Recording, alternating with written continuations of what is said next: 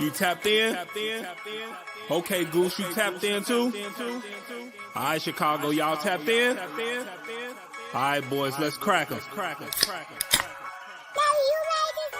Feel like Mike in the fourth with the ball in my hands and I'm taking a shot. I'm the king in the madhouse on Madison, whether I make it or not.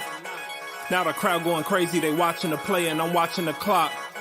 Got my shot in the air and the buzzer go off and I'm watching it drop. This team did things. MJ shot City 6 rings. D-Rose too big, too fast, too strong. History, and we good on that. Put Jilla on the track and we good on wax. 3, 2, 1. Everybody say Bulls on tap. Bulls on tap. Our city pretty and gritty. Benny the bull in the crowd getting hyper and litty. Me, I'm so drippy, it's slippery. Nothing offends me. Banners on banners, we winners. We got the stats in the news. Go and subscribe. Hang out with Buzzy and Goose. Tapping with us, we the truth. Jilla just murdered the booth.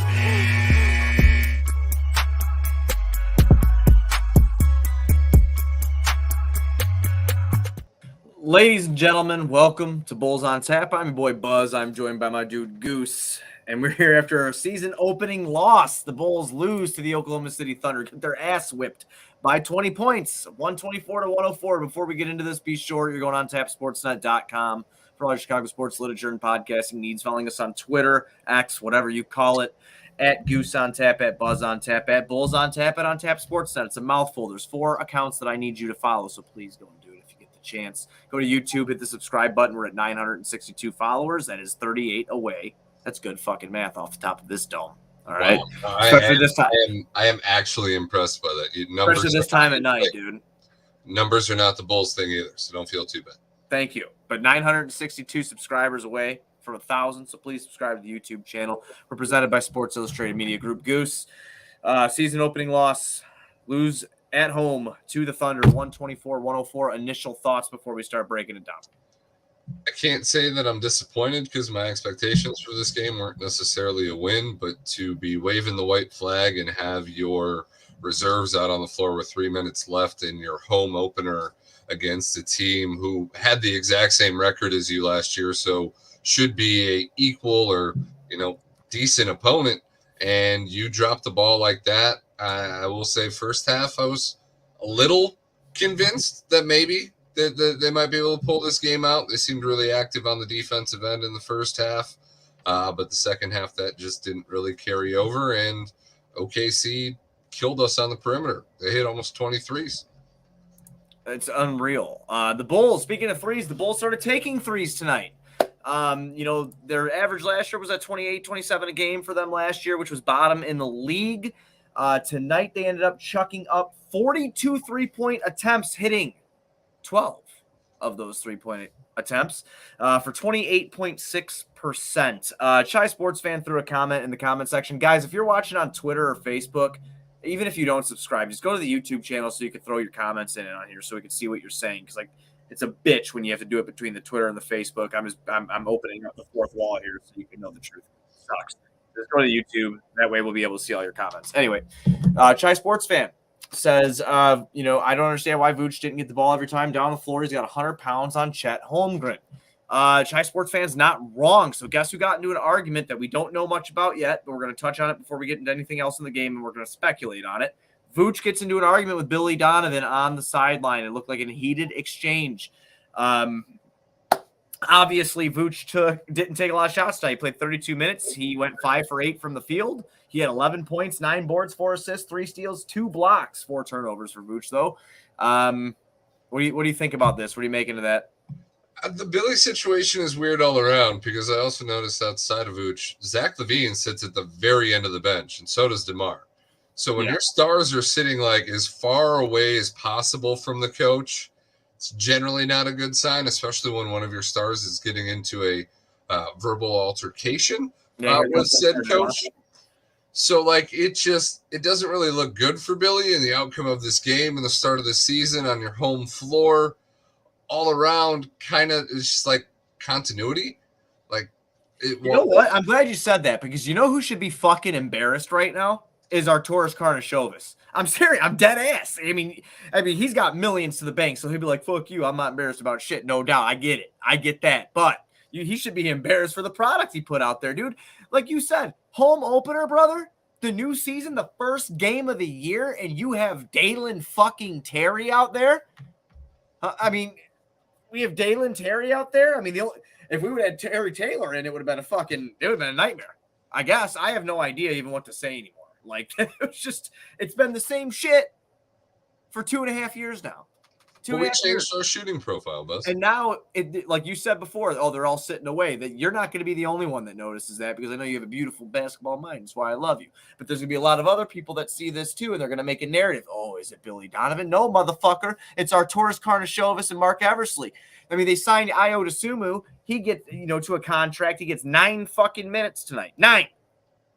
You sign another point guard in Javon Carter. He gets 16 minutes over Ayo Dosunmu. Didn't really provide much. I don't understand why that happened that way, but hey, I digress. Torrey Craig comes in, 22 minutes for Torrey Craig, 11 points and 7 boards. Guess who Torrey Craig outperformed? Maybe not move-wise, Bulls Twitter. Tell me how good he is. But guess who he outperformed tonight? Patrick fucking Williams. Here we are. So you know who should be embarrassed? Arturas Karnisovas and Mark Eversley. They should be fucking embarrassed. No, they should be. They went all in on this roster again instead of making any big moves to kind of clear a path for the future. And you just watched a very young team who doesn't even have Chet Holmgren coming into his own yet wipe you on your home floor, on your home opener by 20-plus points before you wave the white flag. Zach stunk it up. Thought he came out in that second half. He had 3 shots in a row. I thought he was going to turn it around and maybe get something cooking. Didn't quite happen. Kobe put up a decent stat line tonight with, was it 14, 5, and 5? Kobe ended with 15, 4 boards, 4 assists. No turnovers for Kobe White. Maybe not the best shooting night at 4 for 14, but ball security wise, like, did not turn the ball over. And the handles look crisp. And at the end of the day, if Kobe's going to have a poor shooting night and put up, 14, 15, 4, and 4, that's kind of what you expect out of him. Zach struggled. DeMar wasn't spectacular. And obviously Vooch did well with what he was given, but we saw the altercation with Billy, and I guess we'll see how that plays out. I mean, I don't want to listen to Stacey yell about getting the ball to Vooch in the post, but when that's your matchup and your offense is stagnant and you're not really getting any penetration at all and drive and kick, you have to go to the post with your big man who's got the weight advantage. So no, the only positive from the game tonight for me was Andre Drummond crossing over Chet Holmgren and then giving the no look fake look pass and getting another dunk. That was probably the most exciting part of this game for me. You got the Chet Holmgren meme that he fucking fell down. He's on all fours. You got Drummond just looking like he's just beautiful up in the air, getting ready to lay that shit in there. It's the best moment of the game. It's the best moment of the game. Our buddy Joe Colley sends a tweet out. He says, Vooch is mad at Billy. Zach is mad at the officiating. Zach should be mad at himself.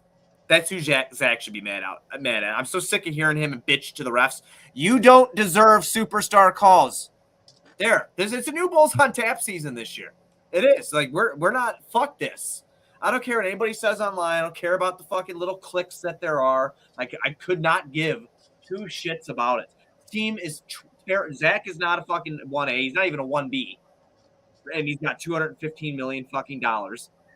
Patrick Williams, that he can move. He wants $200 million, and I'm fucking dying, dude. But yeah, again, Vooch is mad at Billy. Zach is mad at officiating. Fans of the UC are mad. They wasted a few Benjamins, and I'm mad that there are 81 more of these. That is from Joe Colley. And a lot of people don't like Joe because Joe tells the truth. He trolls a little bit. He'll troll a little bit, but Joe tells the truth for the most part. He's fucking dead ass right. No, I mean, that's what I always appreciated about Joe is he also does not give a shit what other people think. He just says what he feels and what he wants, and if he wants to mess with you and troll you, he will. And no, he's spot on. But like you said, Zach can't be mad at the officiating. I don't want to hear – this had nothing to do with the officiating. Not a fucking thing. He got outperformed by his adversary, SGA, on the other fucking team. And I don't know if he's referring to like his early foul trouble. Obviously, he got 3 fouls early and got pulled in that first half. He turned the ball over fucking the last 10 minutes. And no, the turnover, shot selection, there's a couple middies he took tonight earlier in the clock that I would have liked. And when they go in, it's beautiful. But when they don't, it looks like a horrible shot. Can you get? That's fucking gnarly. So he played 25 minutes. He went 4 for 16 from the field, 2 for 9, 6 for 6 from the free throw line. Did not have a free throw, I believe, in the second half. He had 6 free throws in the first half. I know that. So he did not get to the line in the second. He had 16 points, 4 boards, 3 assists, 4 turnovers for Zach. He was a +1 in the plus minus. DeRozan was a -29, a team low. -29 in the plus minus for DeMar DeRozan, right? -19 for Nikola Vucevic. The best person on the team with a plus minus was Io at the end there with a +3. Listen, man, it's the same shit. We know it's the same shit. We have a good audience tonight too, so thank you for all being in here. You came for the suckage, which is awesome. You can be miserable with us. That's what this show's all about. It's just to be fucking miserable. It's all about the Bulls' misery.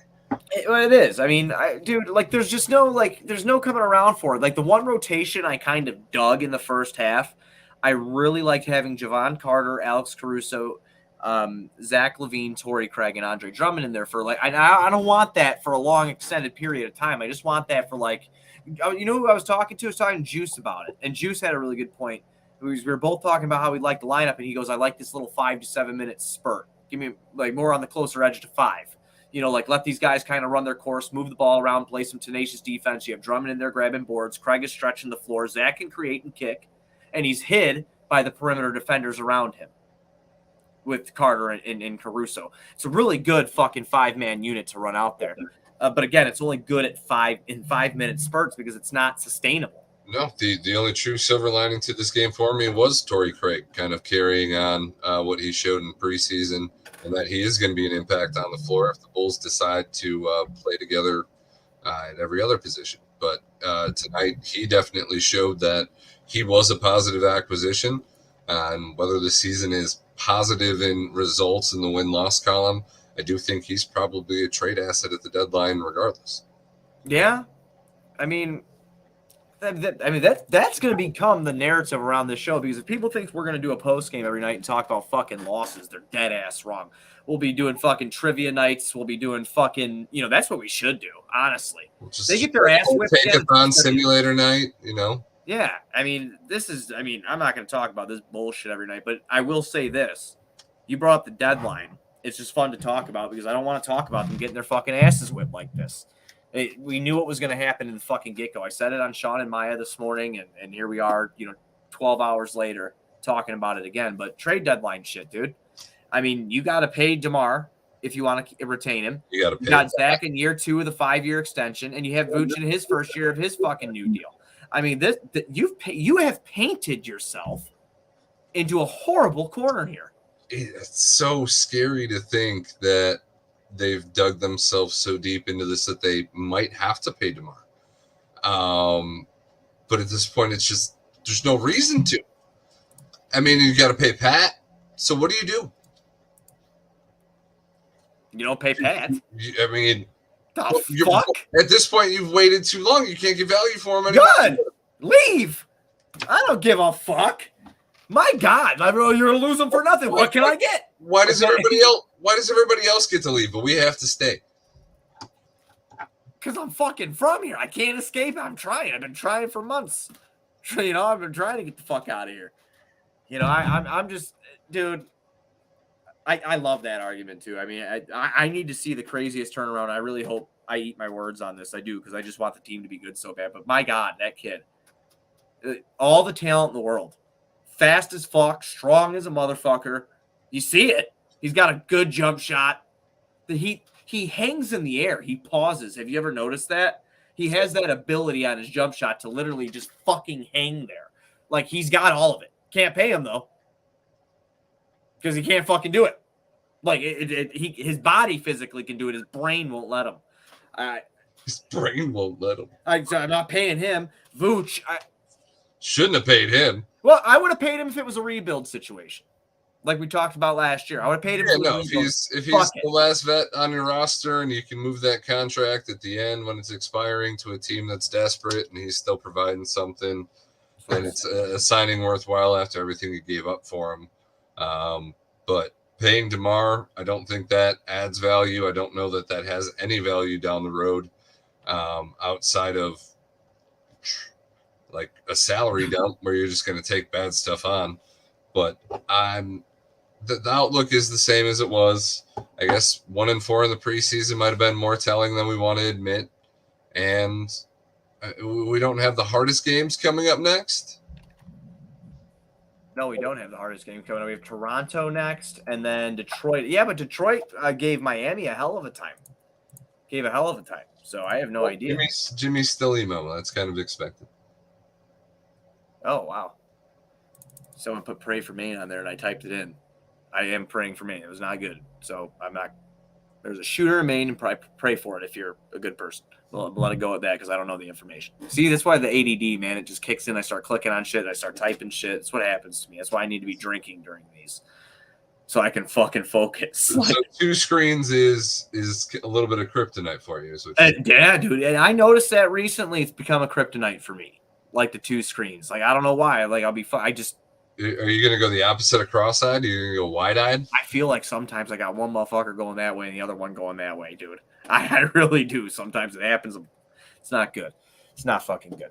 I want to say one more thing about DeRozan too. I love DeMar. I wish we could pay DeMar. We can't pay DeMar. Can't do it. And if you do it, it just shows that you're an asshole. And that's basically right where we're at. I know I'm being more vulgar than normal, but my God, dude, this is year 5 for you and I. People don't realize that. It's 5 years. In that, like, combined 5 years, I think you'll say that we missed some games that I went to or that you went to, and we missed the West Coast trip. That's usually all we miss. Like, this is fucking stupid now. Like, it's the same thing. So, I like, dude, I'm so down just for a trivia night after a fucking game. I'd almost rather be at a Wendell Carter Jr. draft party again. You know, that was fun, though. It was fun. That was fun, though. We drank a lot, and we did. I wasn't happy about the pick. Nobody else was either. We were one of the last people left in the bar, like instantly after the pick happened. Nobody even stayed around for the Hutch pick. No one made it to Hutch. That's because we were all chanting MPJ like a motherfucker. You know, he won a championship. He did. Yeah. Well, we got the guy that helped draft him. That's got to count for something, right? Dude, He's got to be on a short leash, like, right? Did he just get an extension in the offseason? Yeah. I hope it was for like 3 days. Like, I don't really understand what the fuck this is, man. Like, what are we doing here? They watched this product on film. It's their job. It's their job to watch film and fucking determine who's a good player and who's, you know, a shit ass player. Right? And then they go, you know what?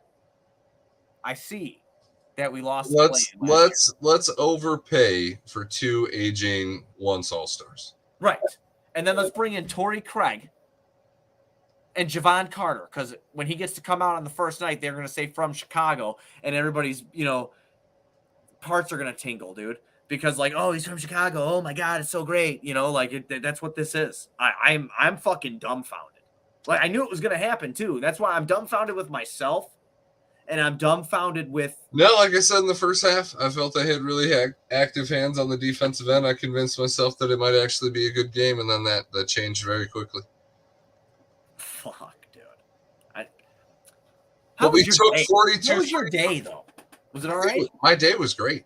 Was it? It was fantastic. That's good, dude. I had a fucking real long day today. I felt good. The girls came down here for a couple hours, like for the 6:30 game with the Knicks and the Celtics, and then we had the Bulls on, and they were watching Snow White on the one TV, and I had, you know, it was good down here for a little bit. And then when the Bulls started to slip away, I decided to put them to bed because I don't want to put them through that hell. You spared them? I didn't want them to have nightmares of their dad fucking having a conniption fit in the basement. That is the father of the year type of stuff that I know, dude. I thought of my kids first, and I'm fucking proud of myself. You know what? I did a better job. Better job at parenting my kids than our George Harnishovis is doing running the Chicago Bulls, which I should anyway, but he should get on my level. Get on my fucking level, Arturis. I'm tired of it. No, I think that is going to end up being our storyline, at least some point this season, is who's going where, because it's not where are the Bulls going. We know where they're going, and it's not anywhere in the playoffs. You know, I had a dream to have, like, press credentials, right? Like, I wanted that. He doesn't even deserve to get a question from me. He just deserves all the generic questions. That's what he deserves. Why don't you think they performed tonight? Because I'd just be in there and be like, were you on drugs when you fucking did? Like, what were you on? Were you on something that just spaces you the fuck out? Like, where you just thought, like, this sixth man for Florida State's a beast, or I'm going to get this aging team, or I'm going to give $20 million to Nikola Jokic. Well, I have to pay my first round pick from a couple years ago, and I have to give DeMar. I mean, I don't understand what this guy thinks. I just want to know. I want to hop in the fucking mind and take a little ride. No, I want to see the whiteboard in the war room. I want to know what's on there. It's probably blank. I have to mark this episode as explicit, which I usually don't have to do, but I have literally lost my mind. After I'm not super mad. If we're honest, most of our episodes should probably be labeled with explicit. Yeah? Yeah. Well, we get into some interesting things sometimes, but I don't know what you're talking about, bro. That's usually because I'm on interesting things when we're doing the podcast. So, I'm usually drinking my Miller Latte, making it happen, getting a little fuzzy. Latte. Latte. You heard what I said. Latte. I don't have fucking much else, man. I know I was trying to shoot for a half hour, but I mean, when the Bulls give you shit content, we're going to give you short, fun, fucking hilarious content. Yeah, if you guys are down for a trivia night, would you be down for that for real? I mean, we'd actually have to prep for a show for once, but yeah, I'd be Why? down. I can stream. When you listen to me, I can stream another screen over here, and I can pull up a Chicago Bulls trivia thing, and we can just bullshit on here while we're doing the trivia. Okay. I ain't got to prep for shit. You know me, I ain't prepping for nothing. I'm coming out here, I'm letting it fucking fly. That works for me, man. We right. can do a trivia night. We'll have to save it, just like get it lined up, and then the next boomer that we have that's horrible and we just don't want to talk about it, we're just going to talk about the past and the stuff about the Bulls that actually makes you happy, like pursuing championships. One thing that makes me super happy, and I don't know if we talked about this. This is the last thing I'll talk about. Do you know who's in NBA 2K24? Who? A part of the all-time Bulls. Who is it? Judd Bushler? What the fuck? No. It's Kirk Heinrich. What do you mean, Judd Bushler? Did you see my face? You ever seen that Kevin Hart skit where we're like best buds and you're supposed to know what the fuck I'm thinking and you say Judd Bushler? What is wrong with Bushy? He's nowhere near He's a legend too. He's nowhere near the level of Kirk Heinrich. Does Kirk Heinrich have a championship? In my heart, he does. Joe Bushler does. Yeah, he does. True. Fucking Judley, man. Fucking Judley, man. Damn. That's a good one, too. I like Judley. God. All right. You have any last words before we get out of here tonight? Let's spare everybody else and get out of here and try to get some good rest and forget that this ever happened. I had a rough night, Chai Sports fan, and that comment is way the fuck out of line. So he ain't no Chris Paul. He beat the shit out of Chris Paul. Okay? I'm tired of this. In basketball. Well, I mean, that's a compliment. If you're like Chris Paul, Kirk Heinrich, their names will never be said in the same sentence ever again outside of State Farm. So I'm leaving. I have nothing else. I've had enough. I'm ready for the night to be over. I'm upset. The Bulls made you want to cry, and now your friends are making you want to cry. Yeah, now my friends are being fucking real Richards is what you're being. If you don't know what the nickname for Richard is because you're a kid who was born after 2000, it's Dick. It means you're being a dick. So, all right. So, dude, we can do this. We can. We got 81 more of them, and hopefully we'll still have some sanity left by the end of it. Okay. Maybe we only have to get through like 30 before they blow the team up, and then that'd be good. I'd be happy with that. And then that's 50 games of like actually at least talking about the future and things that might make us happy because we know that this isn't going to make us happy. Yeah, very true. That's very, very true. That was the moment my soul left my body right there. We're not going to be happy this year. It's just not going to happen for us. Not in the fucking cards. Everybody be sure to go to ontapsportsnet.com for our Chicago sports literature and podcasting needs. Go to the YouTube if you get the chance, please. On Tap Sportsnet YouTube channel, hit the subscribe button. We're on the way to 1,000 subscribers. We'll be back Friday after the Bulls take on the Toronto Raptors and hopefully give us something better to talk about than this.